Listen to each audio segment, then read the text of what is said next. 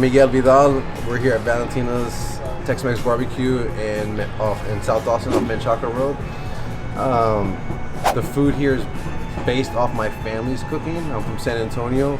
I grew up in the restaurants from the age of 15 till, worked anywhere, all from busser to dishwasher to kitchen to GM. Waiting That's the perfect start. That's how you got to do it. I've done it all. But I wanted to be able to showcase kind of how I grew up. And so I've taken all of my knowledge of the restaurants and be able to kind of bring that backyard barbecue feel and that home cooking and try and give it quality and make sure that it's always consistent. But the biggest thing is to share my family's kind of the way I grew up eating with my family. And that's that. I mean, so it wasn't like you were at the competition with your dad. It wasn't like you were mad at your dad because he was going on to he was making something really creative, and you're like, God damn it, I can't let him win. So I'm stopping the. You're like, Dad, this is the real deal. This is the real deal. My dad wasn't really too creative. He wasn't. my dad would make good barbecue, but he wasn't too creative. He stuck to basic stuff all the time. Made really good brisket, ribs, chicken. My dad's pretty classic, traditional. Yeah. But I did always want to be better than him. So it was a little bit, but it was friendly competition, of course. Family friendly. Yeah, it's family friendly. But my dad's favorite dish is huevos rancheros. Oh, yeah. So before we were serving breakfast every day, we were only serving on the weekends. He had come up and was hanging out before we were open, like, oh, make me some huevos rancheros. So I was kind of annoyed that he asked me to do it in the middle of getting ready. So I'm making it, and I got some music on in the background. Some Snoop was playing. Oh yeah. So I was like, all right, I'm gonna make him his huevos rancheros. But then I was like, I'm gonna do it my way.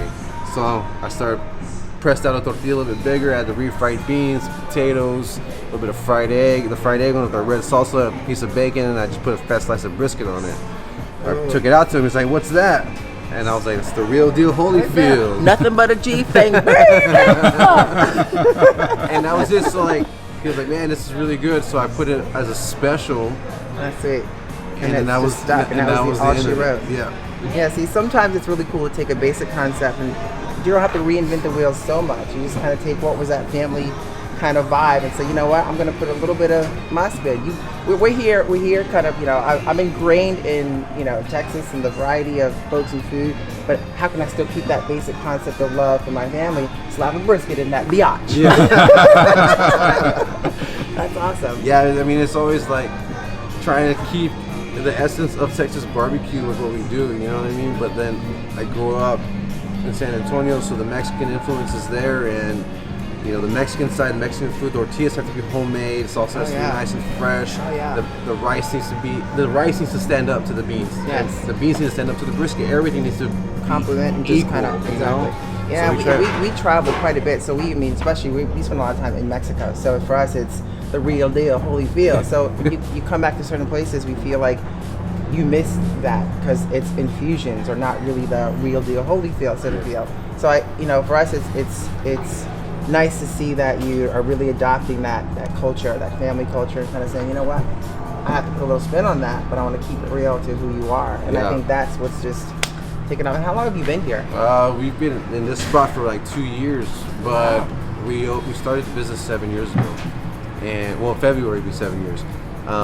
We actually have about 10 acres under contract right now that we're looking to build out to have this full-on kind of family party style venue, and kind of have our own little community out there. So that's sweet. The biggest thing is to be able to have people around enjoying food. I don't measure success by how much money we make. I measure success on the people around me and them enjoying themselves, So that's how I put it. That's kind of what we say with the YouTube channel. We don't measure on the views, we measure on the subscribers that keep coming back. To turn it up world. Yeah.